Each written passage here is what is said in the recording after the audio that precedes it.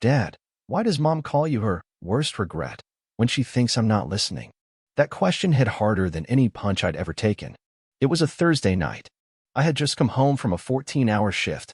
My face still smelled like motor oil and burnt steel. Our son, Mason, was sitting cross-legged on the living room floor, building a Lego police station. His voice was calm, innocent, as if he'd asked me what was for dinner. I froze. My stomach dropped, and for a moment, I couldn't speak. I just stared at him while my heart tried to crawl out of my chest. "What did you say, buddy?" I asked, even though I'd heard him perfectly. He looked up, his big brown eyes so damn pure. "Mom said it last night. She was on the phone with someone. I was in my blanket fort. She thought I was asleep." I didn't reply. I just rubbed my temples and muttered something about finishing homework. But inside, a wire snapped. When Julia came down the stairs 5 minutes later in her silk robe, all I could see was red. Not because of what she said, though it would have been enough, but because she'd said it in front of our son. Like I was just a speed bump in her glittery little life. She kissed my cheek, like always. I smiled. That night, while she was journaling in her room and Mason had passed out, I opened her laptop. The password was changed. Strike one. I waited until she fell asleep, tiptoed back in, and slid the device from under her arm. I knew she kept a backup USB hidden in her jewelry box. That was her little privacy trick, and she used to brag about it when we were still in love. I found it. When I plugged it in, my entire marriage lit up in flames. There were folders labeled R and Z, full of screenshots, photos, recordings, anonymous Gmail threads, flights, receipts. There were emails to someone saved as J Property, where she wrote, "He thinks I'm still working late. LOL. I'll leave the door unlocked tonight."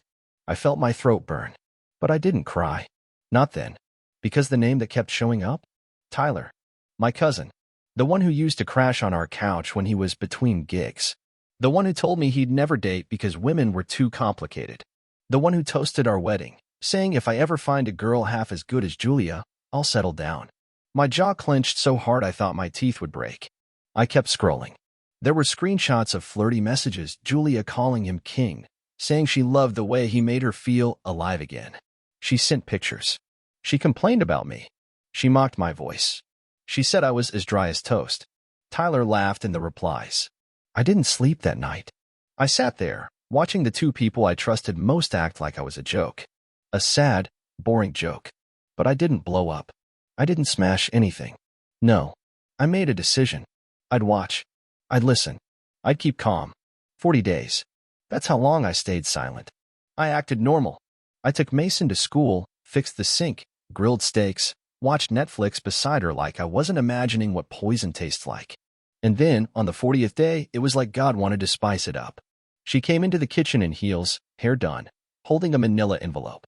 She dropped it on the table. "Ethan, I think it's time we talk. I want a divorce," she said, sipping her coffee like she was asking for a refill. I didn't flinch. Didn't even blink. I opened the envelope, scanned it, and calmly pulled out my reply. It was my own folder containing everything. Emails, pictures, bank transfers, even a voice memo she left Tyler, where she moaned about me being too slow, too safe, and too soft. I slid it across the table. She didn't even read it. But her lawyer did. He was sitting beside her, all smug in his Brooks Brothers suit. Halfway through, he stood up, pale as a ghost. I'll step outside," he mumbled. "And Julia?" Julia just stared at me. Cold. Disgusted. Not a shred of regret. "You went through my stuff?" She snapped. I smiled. "No, sweetheart. I went through our stuff." Her lip curled. "You're pathetic," she said, grabbing her purse. "And you're a cliché," I replied. She left. But the real story? It's just getting started. The silence after she slammed the door wasn't peaceful. It was sharp. Cold. Like something had been surgically removed from my life. Something ugly, infected, but still a part of me. I stood in the kitchen for a few minutes, staring at the half-empty cup of coffee she left behind. Her lipstick smeared the rim. Vanilla almond cream. She always hated dairy, said it made her feel bloated and gross. That's what she said to me. But according to her emails to Tyler, she only used almond milk around me because I was a judgmental health freak. I poured the coffee down the drain. Everything after the confrontation moved fast. Her lawyer called mine. Mason stayed with my sister for a few nights. Julia sent me cold, one-line texts like, I'll be by at 3 p.m. to get my things, and please don't speak to me without legal counsel. But I kept thinking about that question. Mason's voice. Why does Mom call you her worst regret? 8 years of marriage. And that's what she thinks? That I'm the mistake? Not the man she sneaks around with. Not the lies. Not the time she emptied our savings for her wellness retreat and came home with a sunburn and a new perfume that made me gag. No, I was the regret. I started going through everything. Not out of obsession, out of necessity. Her laptop revealed more than I expected. She had a secret email folder titled Smiles filled with photos of her and Tyler in hotels, airports, even one from my cousin's wedding last summer. He was the best man. She wore red that night. Told me she had food poisoning from the buffet. Now I know what really made her sore the next day. The depth of the betrayal? It was almost impressive. Julia hadn't just cheated. She'd made a hobby out of it. A lifestyle. There were dating apps under fake names. Messages from other men. Not just Tyler. There was even one labeled R. When I opened it, I found flirty exchanges with her former boss, Rick Morrison. The one who gave her that unexpected bonus last year. The one who always believed in her creative energy. Turns out, that energy happened mostly in hotel rooms off I-80. I wanted to scream. To punch walls. But more than that, I wanted her to know I knew everything. I wanted her to look me in the eyes and own it. So I baited her. I texted her, told her I wanted to talk. Not about lawyers, I wrote. About Mason. About us. She agreed. Probably thought I'd beg. That I'd crumble. She showed up wearing a short beige coat and that stupid fake innocent look she always used when she was trying to manipulate me. It didn't work this time. Ethan, she began. Look, I know you're hurt. I'm sorry, but I haven't been happy in years. You don't challenge me anymore. Challenge you? I asked, leaning forward. Is that what you call being a decent husband and father? A challenge. She sighed like I was exhausting. You just faded. You became boring. Safe. I needed passion, excitement. So you slept with my cousin? That got her. She blinked. Her mouth twitched. But still, she played it cool. It wasn't planned, she said. It just happened. Tyler sees me. He listens. You don't. I listened when you said you were going to yoga, I said, sliding a printed photo across the table. That's the hotel parking lot. Time-stamped. That's not downward dog, Julia. Her face flushed. For the first time, I saw cracks in the mask. You followed me? No, I said calmly. I documented you. That hit harder. She stood up. You're insane. No, I replied. I'm just done being your fool. She stormed out again, but this time, her heels weren't so confident. Her steps were shaky. I leaned back and closed my eyes. That was the first night I slept without dreaming of her face. But the storm had just started. The next morning, I woke up before sunrise. I didn't feel tired. Not even numb. Just sharp. Like I was wide awake inside for the first time in years. The house was too clean. Too quiet. Her perfume still lingered in the hallway, that floral and sinister scent she wore like armor. I sat at the kitchen table, scrolling through the messages again, not because I needed more proof, God knows I had enough to burn a courtroom down, but because I wanted to understand how deep the rot went. And that's when I saw a name I hadn't noticed before. D. Not Tyler. Not Rick. Not the bartender from her gym. Just an initial. I clicked. The messages were encrypted through a third-party app, but I'd already cracked her phone mirror backup. The texts were raw. Filthy. But worse than that, they were emotional. This wasn't some fling. D was different. He wasn't feeding her ego like the others. He was dragging her deeper into some fantasy world where she was this irresistible goddess trapped in a cold, lifeless marriage. You deserve to be worshipped. He can't satisfy you. I will. Just say the word and I'll handle him. That last one? That one sat in my chest like a bullet that hadn't gone off yet. Handle him. What the hell did that mean? I started putting pieces together. Julia's recent obsession with legal documents. The way she kept bringing up life insurance like it was casual dinner talk. Her strange suggestion 6 months ago that we update our wills, just in case one of us dies in a car crash. Was I paranoid? Maybe, but not wrong. I called a friend, Marcus. Ex-military, now private security. I told him everything. He didn't laugh. He didn't tell me I was overreacting. He just asked for the files and said, I'll look into it. Quietly. While Marcus dug, I played the part. Still took Mason to school. Still answered Julia's cold texts with short, emotionless replies. I didn't flinch when she sent a selfie from outside a lawyer's office with the caption, "Finally free." But she wasn't free. Not yet. That Saturday, I invited her over for a co-parenting talk. Told her Mason had questions and that we should both be there to answer them. She showed up in ripped jeans and red lipstick, looking like a teenage fantasy gone wrong. I made coffee. She declined. Sat on the edge of the couch like she was doing me a favor. "Where is he?" she asked, looking around. "With my sister," I replied. "He doesn't need to hear this part." Her eyes narrowed. "What part?" I slid a printed transcript across the table. Her eyes skimmed the top and widened. The color in her face drained. "This is illegal," she muttered. "So is conspiring with 3 men behind your husband's back," I replied, keeping my voice steady. She stood up. "Is this supposed to scare me?" she hissed. "No," I said. "It's supposed to show you I'm not asleep anymore." She opened her mouth, but stopped when I picked up my phone and pressed play. A recording began to play. "You really think he suspects anything? Don't worry, babe. If he finds out, I'll just cry. He always folds when I cry." Her voice. Her words. Her strategy. She sat back down slowly. "You were spying on me. You were planning to destroy me," I said. "I just got ahead." Then, suddenly, her expression shifted. Like a snake shedding its skin. She smiled. A slow, venomous smile. "You're more fun like this," she whispered. "Finally grew a pair?" I didn't answer. I stood, walked to the door, and opened it. "You can leave now, Julia." "Or what?" I leaned in close. "Or I let the rest of the world hear what I've been hearing." She froze. Not because she cared about me, but because her image, the precious, perfect Julia everyone admired, was now hanging by a thread. She left without another word. But I knew it wasn't over. No, she wasn't the type to go down quietly. And neither was I. 3 days passed with radio silence. No calls. No texts. No legal updates. Just quiet. The kind of quiet you feel in your bones, the type that only shows up right before something explodes. I knew Julia too well. She wasn't finished. A woman like her doesn't just crawl away. She plots. She waits. She strikes back. I made sure every camera in the house was working. Changed my locks. Warned my bank. Even notified my HR in case she tried anything at work. Then it came. Tuesday morning, I opened my door to find 2 police officers standing on the porch. "Ethan Harper?" one of them asked. I nodded, heart sinking. "You're being served," he said, handing me a thick packet of papers.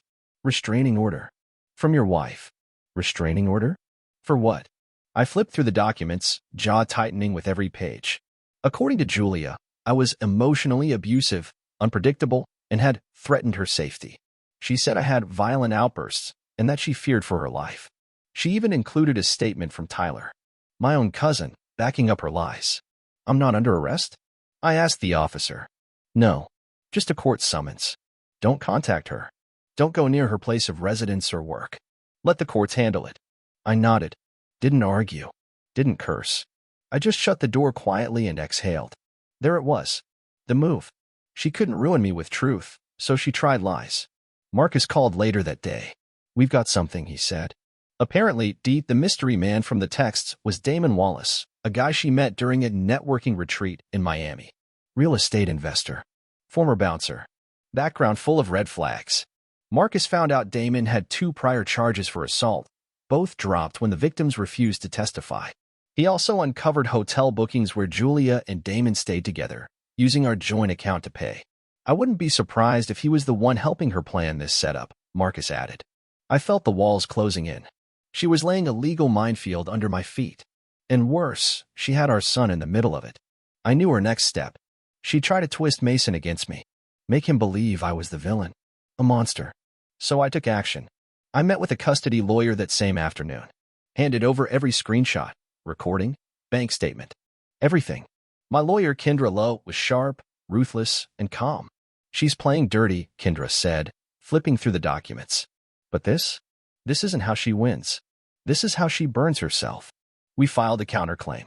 Not just for custody, but for full custody. I wasn't just going to survive this.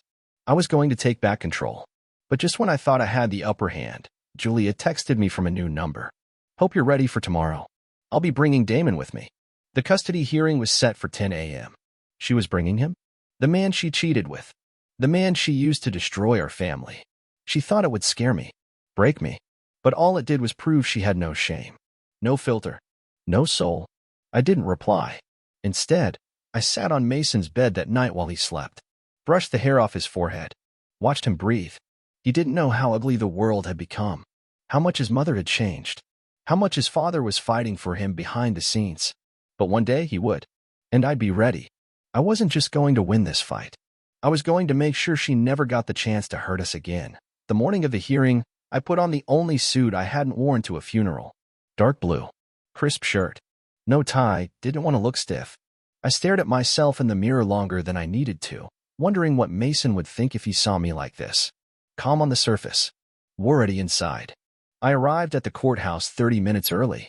Kendra met me outside, files in hand and fire in her eyes. She's not going to play fair, she said. But we don't need her to. We have truth, receipts, and a judge who's known her lawyer for years. This isn't her playground. Then Julia showed up, like she was walking a red carpet. Tight black dress, oversized sunglasses, smirking like she was the queen of some tragic soap opera. And right behind her, Damon. He was taller than I expected. Arms like a linebacker. Gold chain, open collar, chewing gum like this was a game. I stood up straight, met his eyes, didn't blink. He winked. That was his move. The wink. I wanted to put him through the wall. Instead, I buttoned my jacket. Inside the courtroom, the air was cold. The judge, gray-haired, tired-looking, flipped through papers like he was already bored. Julia's lawyer started first. She painted me as a controlling, emotionally unstable husband, a threat to the well-being of both his wife and child. She talked about my obsession with surveillance, how I'd monitored Julia's every move, and attempted to intimidate her. Julia nodded along like a saint. And then Damon got up. No tie, just confidence. He swore under oath that I had threatened Julia, that she called him crying late at night, that I was a ticking time bomb. I could feel the judge's eyes narrowing. It was working. For a moment, just a moment, I wondered if this circus would succeed. Then Kendra stood. Your Honor, she said, voice calm and firm, we'd like to submit a set of recordings, text messages, and photographic evidence into the record. The judge nodded. The room shifted. We played the audio, Julia laughing as she told Damon, I'll say whatever I have to say. He's too scared to fight back. We showed the screenshots, Julia sending photos from my cousin's house, marked with time and location. We pulled up financial statements, money transferred from our son's education fund to book hotels. And then, we dropped the final bomb, a message from Julia to Damon just 2 weeks ago. If I can get full custody, I'll take the house and bleed him dry. Just nod and agree in court. Don't screw this up. Damon shifted in his seat. Julia's jaw tensed. And the judge? He leaned forward, hands folded, eyes locked on her. Mrs. Harper, he said, slowly, is there any reason why you failed to disclose this message to the court? Silence. Her lawyer looked like he'd swallowed his tongue. Do you deny sending this? The judge pressed. Still silence. Then finally, Julia spoke. It was taken out of context. A scoff slipped out of me before I could stop it. The judge turned to me. Mr. Harper, do you still wish to pursue full custody? I nodded. Yes, Your Honor. For my son's safety and peace. Julia looked at me like she wanted to rip my skin off. That smile was gone. The mask was cracked wide open. The judge tapped his pen once on the bench. I'll review all documents. Temporary custody remains with Mr. Harper until the final ruling. Court adjourned. Bam. Gavel. Done. Outside, Julia rushed past me without a word. Damon stayed back. Looked me dead in the eye. She'll come back, he muttered. They always do. I laughed. Then you'd better start running now. He didn't smile. But I did. Because for the first time in weeks, I felt like I just won the first round. Winning the courtroom battle should have felt like closure. It wasn't. It was just fuel for her next act. 2 days after the hearing, I got an email from Julia's new lawyer, some fresh-faced guy probably straight out of law school. Attached were a list of demands that made me laugh out loud.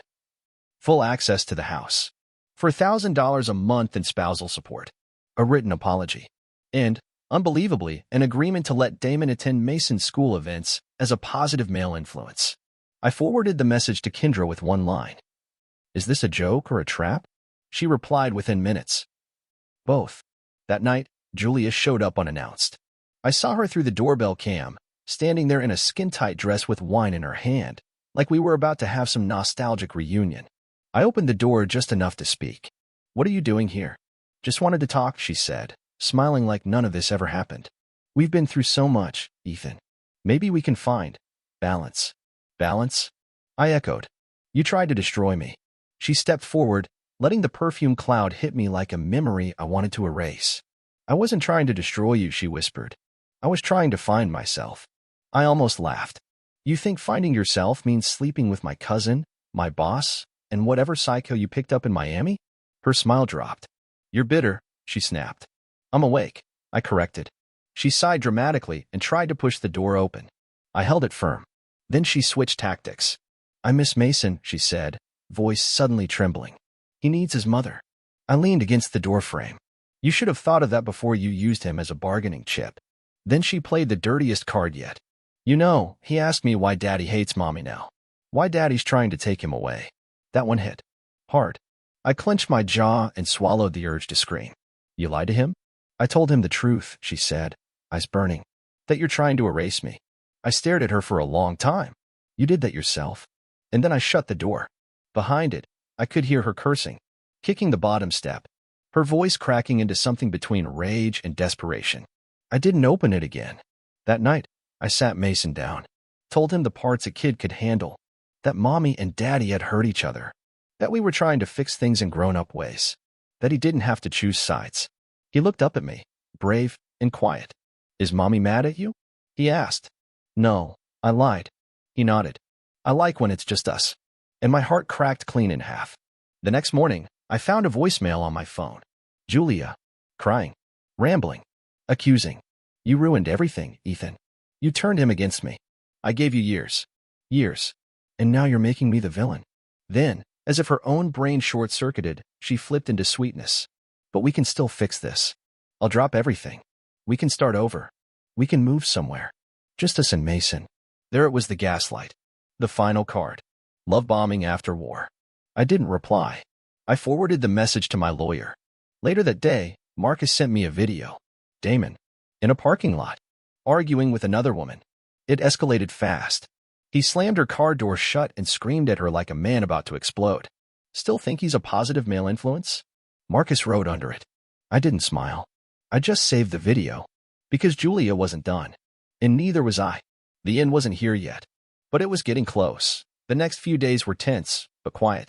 Too quiet. Julia had gone dark. No emails. No calls. No surprise appearances. I should have been relieved. Instead, I stayed on edge, like a soldier waiting for the next sniper shot. I knew her patterns. Disappear long enough for you to start breathing again, and then slam back into your life with a hurricane of drama, lies, and chaos. So I prepared. With Kendra's help, I finalized a motion to block Damon from any contact with Mason. Between his assault history and that video Marcus sent, we had enough to paint him as what he was, a walking threat. Not that the court needed much more. The man looked like a mugshot waiting to happen. Meanwhile, I called Tyler. Yeah, Tyler. My cousin.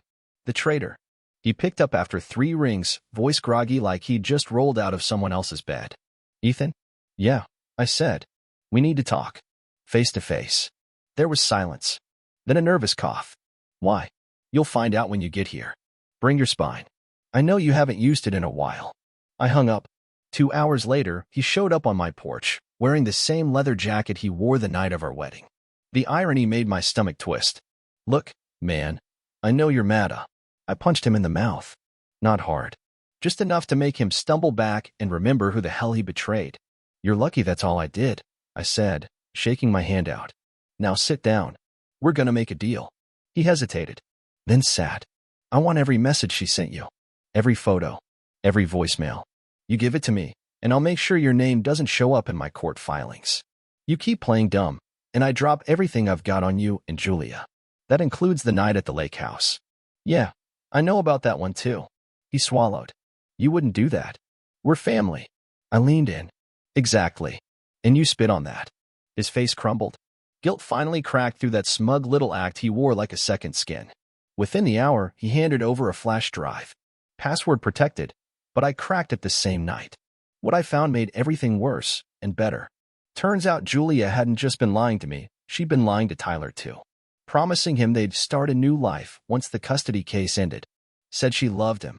Said she wanted to build an empire with him. all while texting Damon things like, "Tyler's just a pawn. Don't worry. You're the real king."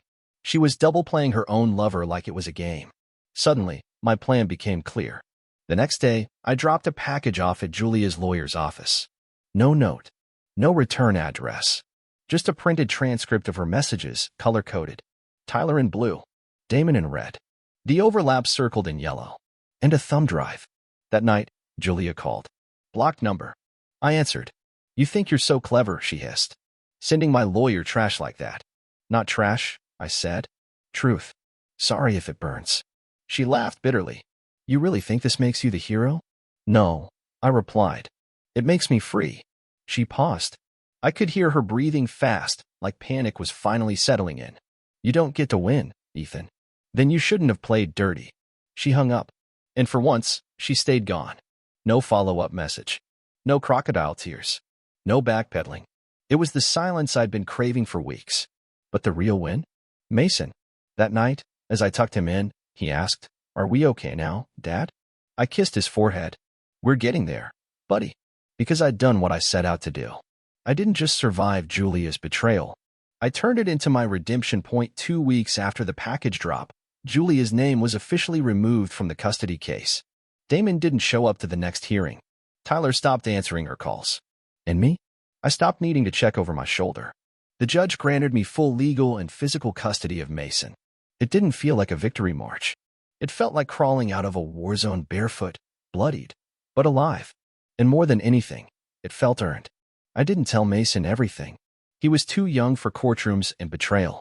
All he knew was that Mom wasn't going to be living with us anymore, but she could still call sometimes if he wanted. He asked one question. Will she still love me? I had to step out of the room before I answered. When I came back, I knelt in front of him and said, "Yes, buddy. She'll always love you. She just doesn't always know how to show it." Because as much as I wanted to paint Julia as the villain, and believe me, she played the part perfectly, this wasn't about revenge anymore. Not for Mason. It was about peace. A week later, I got an envelope in the mail. No return address, but the handwriting was hers. Inside was a photo of me, her, and Mason at the zoo from 3 years ago. We were smiling. Real smiles, back before things rotted underneath. On the back, she'd written, "I don't expect forgiveness, but I hope someday you'll remember this version of us." I folded it in half and slid it into a drawer. Not because I wanted to keep it, but because Mason might. The truth was, I didn't need to forgive her. I just needed to outgrow her. And I had. My days started changing. No more emotional landmines. No more fake apologies or mind games. I could focus on my son, on my work, on me. I started waking up early again, not out of dread, but out of energy. I fixed the garage, started cooking real meals. Mason and I started Saturday man days. Pancakes, park runs, then movies at home with blankets piled up to the ceiling. The laughter came back. My life stopped feeling like damage control and started feeling like a second chance. And then came the final goodbye. Julia called one evening. Not blocked, not screaming, just calm. "I'm moving," she said. "Out of state. Closer to my sister. I thought you should know." I didn't ask why. I didn't ask who she was going with. She continued, "I know you probably hate me, and I don't blame you, but I want you to know. I lost more than just a marriage. I lost my mirror, the version of me that was good." I stayed silent. Then she said it. The line that caught me off guard. "You were never my worst regret. I just hated seeing you love me when I didn't deserve it." There was nothing to say after that. So I hung up, and that was it. No dramatic ending. No final twist. Just silence. This time, it felt like peace. If there's anything I've learned through all this, it's that love isn't what blinds you. It's the lies you excuse in the name of love that do the real damage. Julia taught me that. So here's my advice. If you're reading this and wondering if the pit in your stomach is paranoia or proof, check the laptop. Trust your gut. Don't wait 40 days like I did. Don't let someone turn your loyalty into a leash. Because healing doesn't come when they're sorry. It comes when you're done bleeding for someone who keeps cutting you. Now, I'm healing. Mason is laughing again. And my house? It's finally quiet for the right reasons.